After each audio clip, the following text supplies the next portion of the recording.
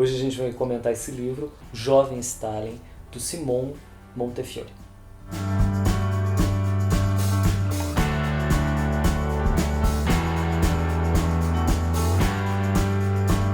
Gente, esse livro ele é muito interessante. Eu comecei assim, não sei se eu estou muito interessado, mas é um livro que te prende. O Simon ele tem essa linguagem também muito acessível e as histórias são muito tocantes, né? O Stalin ele é filho de um sapateiro que era um homem que parecia assim da Geórgia, que era um lugar que tinha sido dominado pelo Império Russo, e então eles eram como se fosse a periferia do Império Russo. Mas o pai dele era um sapateiro, naquela época era um artesão muito respeitado, casou com a menina mais bonita da cidade, então parecia que ia ter uma vida muito tranquila. De repente, eles, antes de ter o Stalin, esse casal perde dois filhos, né? E o pai do Stalin começa a beber e acaba não conseguindo mais se reerguer. Bom, esse contexto onde o Stalin vive, né, é o contexto da Rússia, onde havia escravidão, né, havia servidão, uma espécie de escravidão, onde os servos eles eram muito humilhados. Alguns servos, por exemplo, que eram soprano, que cantavam, né, às vezes tinham no pescoço, eram humilhados com gargantilhas, né, com pontas. Então era um mundo de muita injustiça, de muita violência, né? E depois, em 1860, esses servos foram libertos, né? Mas o latifúndio continuou e a miséria continuou.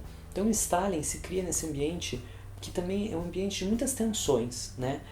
A Geórgia, ela quer ser independente, há um movimento rebelde, né? E o Stalin vai se criando no meio de tudo isso. Uma das cenas mais tocantes, a mãe do Stalin, ela queria que ele fosse seminarista. Então ele vai para o seminário, né, o que é uma coisa muito difícil na época. Tem uma carta que ele escreve, né, uma carta assim: imploro-vos de joelhos que me deem essa bolsa. Então é muito interessante ver que ele passou por muitas humilhações e o seminário era muito severo, havia um rigor muito grande, né? Havia proibição de livros.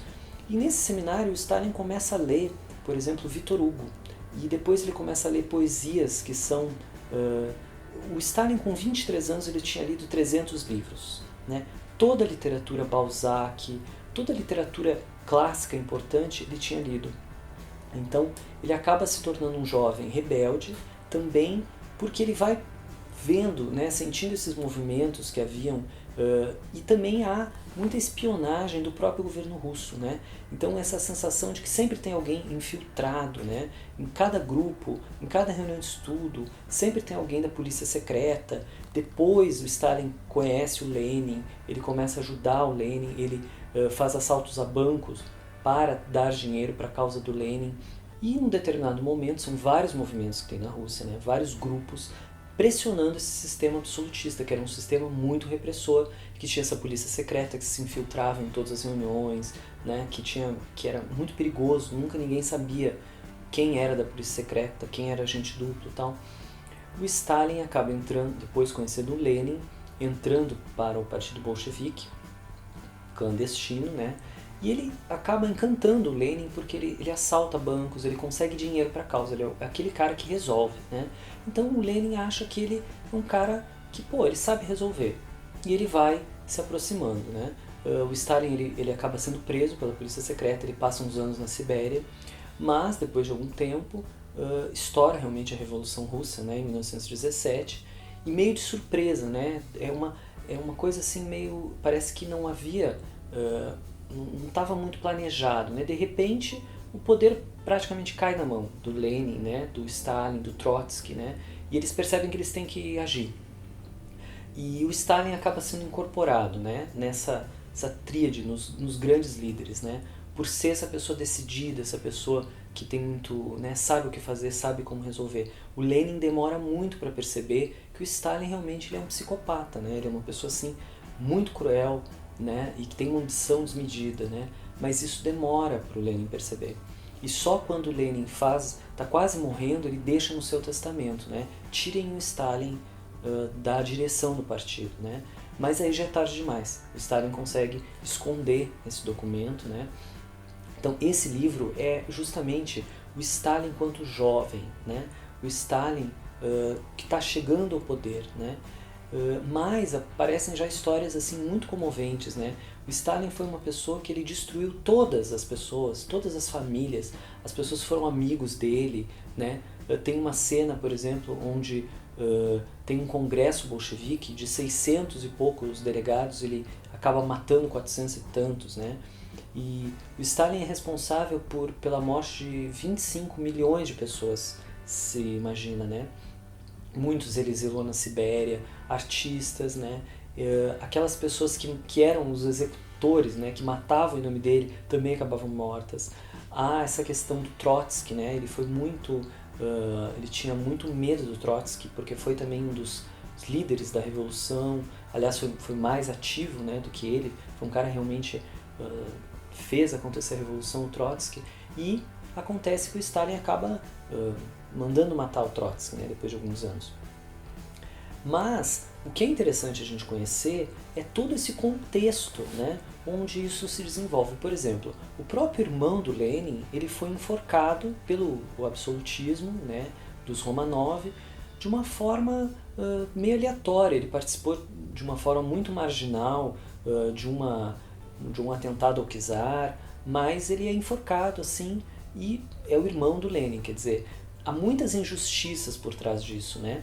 Tem uma outra cena, em 1901, onde o povo vai fazer uma manifestação na cidade do Stalin e a polícia, né, os cossacos vêm com aqueles chicotes que poderiam matar, atacam as pessoas, matam 14 pessoas, prendem mais de 50 pessoas.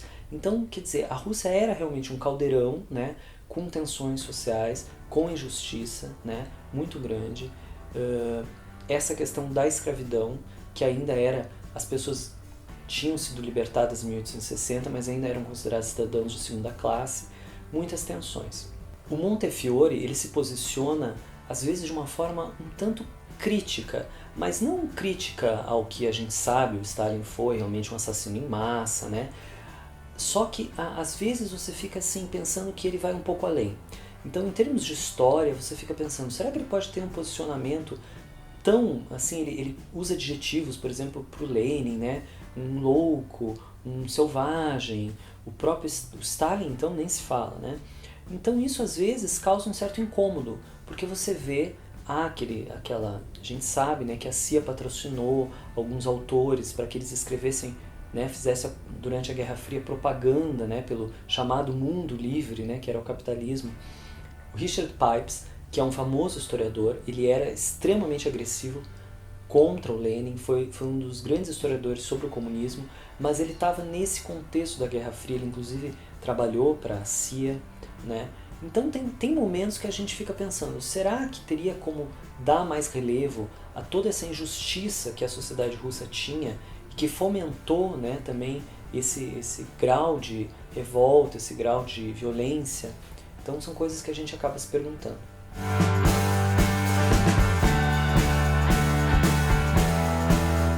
Para finalizar, eu acho que seria muito interessante a gente tirar como reflexão essa questão, né? Será que uma sociedade ela pode viver totalmente reprimida, né? Será que a repressão e a polícia são a solução para a questão social, como eram aqui no Brasil no início do século, né?